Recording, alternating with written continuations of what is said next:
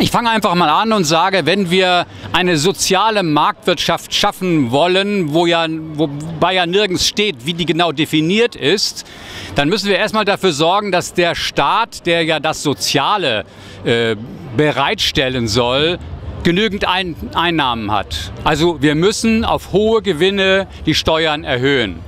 Es geht nicht, dass der Staat und die Gemeinden und die Landkreise so wenig Geld haben, dass sie zur Privatisierung gezwungen sind. Und in dem Moment, wo jemand aber ein Krankenhaus in den Bankrott fährt, doch die Pflicht behalten, das Krankenhaus weiter zu betreiben.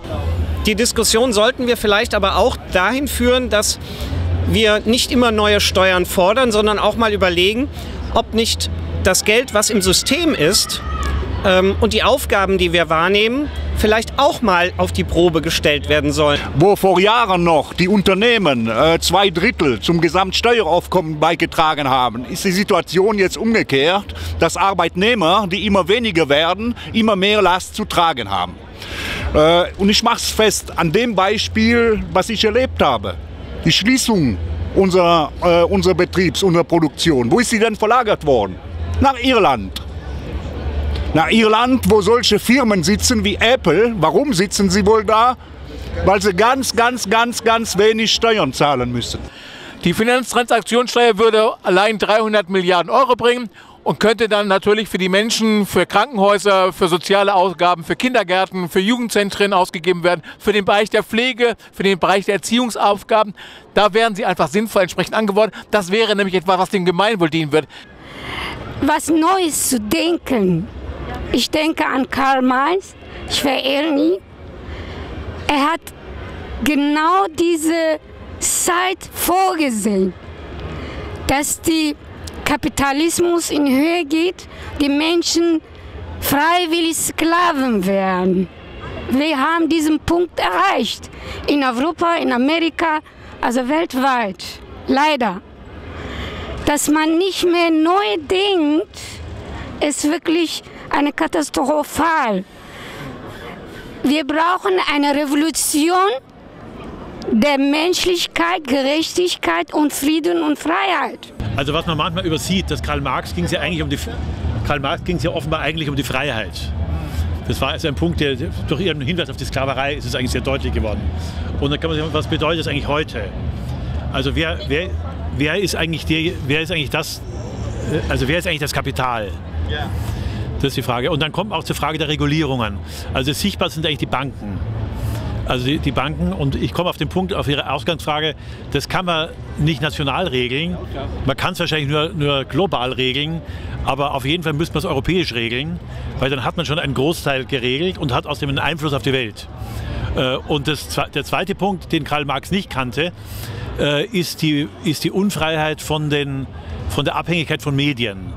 Also wie wir kommunizieren, was wir alle nicht mehr wissen. Also jetzt, durch diese letzten Affären mit Facebook, erkennt man plötzlich, wer eigentlich über uns verfügt oder in Amerika, nicht? Und das ist auch ein völlig unregulierter Bereich, der aber zentral um die Freiheit geht und an den wahrscheinlich Karl Marx heutzutage denken würde.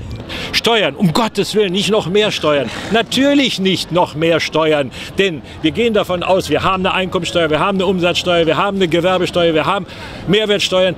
Die sind alle schon längst gut verteilt und jeder hat dazu gesehen, dass er den Kuchen anschneidet oder was davon kriegt. Wie kann man das aufknacken? Aber genau das ist die Frage auch Richtung EU. Also wo muss es da hingehen? Im Moment werden die Guten noch bestraft. Also die soziale Leistungen bringen, die Menschen mit Benachteiligungen irgendwie anstellen, die sich für samenfeste Sorten einsetzen, die Hoffeste machen, was ein Bildungsauftrag ist im ökologischen Landwirtschaft. All das wird sozusagen oft gar nicht gesehen. Das heißt, genauso Gemeinwohlökonomie versucht, diese Sachen ja sichtbar zu machen. Aber diese sichtbaren Sachen haben halt noch keine Auswirkungen auf Ausgleichszahlungen vielleicht. Also wie kann man EU und Förderung vielleicht auch daran koppeln, was Betriebe auch leisten im Nachhaltigkeitsgesichtspunkt, also sowohl sozial, ökologisch wie auch ökonomisch. Wir haben das Wissen über, wie man sehr gutes Brot aus wunderbarem biologischen Korn bäckt. Wir haben alles dieses Wissen. Doch, ich denke, wir haben sehr viel Wissen darüber und auch neues Wissen, altes Wissen, neues Wissen. Die Wissenschaft ist wunderbar. Wir können sozial verträglich arbeiten, wir können fair handeln, wir können das alles. Und es wird immer nur aus einem Grund nicht gemacht, nämlich aus Profitzwang. Aus dem Zwang sozusagen möglichst viel Überschüsse zu machen. Wenn man aber diese Überschussfrage aus dem Ganzen der Wirtschaft her anschaut, dann wären das ja überall sozusagen die Möglichkeiten, wo ein Überschuss entsteht, irgendwo etwas zu fördern. Sie haben vorher davon gesprochen, es gibt zum Beispiel den Auftrag, eigentlich, was haben Sie gerade für ein Beispiel genannt, in der Landwirtschaft? Saatgut genau, ja, also es gibt sozusagen auch Aufgaben, wo man keinen Preis am Markt erzielen kann, aber was trotzdem Aufgaben für die Welt. Es gibt die Aufgabe, den Ozean vom Plastikmüll zu befreien. Es gibt alle diese Aufgaben und es gibt ja auch die Überschüsse. Das heißt, wir produzieren Waren, die können wir zu einem so hohen Preis verkaufen, dass wir diese Überschüsse dafür verwenden könnten, diese Aufgaben zu erledigen. Und es muss uns ja klar sein, aus der Logik unseres heutigen Geldsystems ist jeder einzelne Euro, der irgendwo auf einem Vermögensberg liegt, fehlt irgendwo in den Schuldenlöchern. Inwieweit kann Europa, wenn Europa Kompetenz hat, wenn Europa zusammenhält, ein Wettbewerbsklima schaffen? Weil nach wie vor, wir sind in einem kapitalistischen System und das ist auch nicht alles schlecht. Also ich möchte auch eine Lanze brechen für das kapitalistische System in Teilen, nicht uneingeschränkt, aber Wettbewerb ist nicht nur schlecht. Wie können wir aber Wettbewerb so gestalten, dass er irgendwo, und das wurde angehend hier auch gesagt, dass so ein fairen Playing Field, Level Playing Field, also eine gleiche Bedingung für alle schafft. Und das kann Europa schaffen. Und ich glaube, und das jetzt auf einer positiven Note zu enden, wenn wir es zulassen und uns einlassen auf Europa und auch die Kompetenz geben, das zu machen, dann können wir nicht nur innerhalb Europa irgendwie einen fairen Wettbewerb schaffen, sondern auch stärker gegenüber anderen Nationen werden. Und dafür braucht es Europa. Und die dritte Welt verrottet. Da ist ein Fehler. 70 Jahre Europa, es reicht. Man muss nicht mehr Europa-Einheit denken, man muss die ganze Welteinheit denken und neu umgestalten. Die Menschen, die wegen Hunger und Kriege und Elend hier rüberkommen, die soll man investieren in ihre Heimat, ihre Arbeitsplätze in ihrer Heimat zu produzieren. Und wir kriegen in der ganzen Welt Essen hier auf dem Tisch.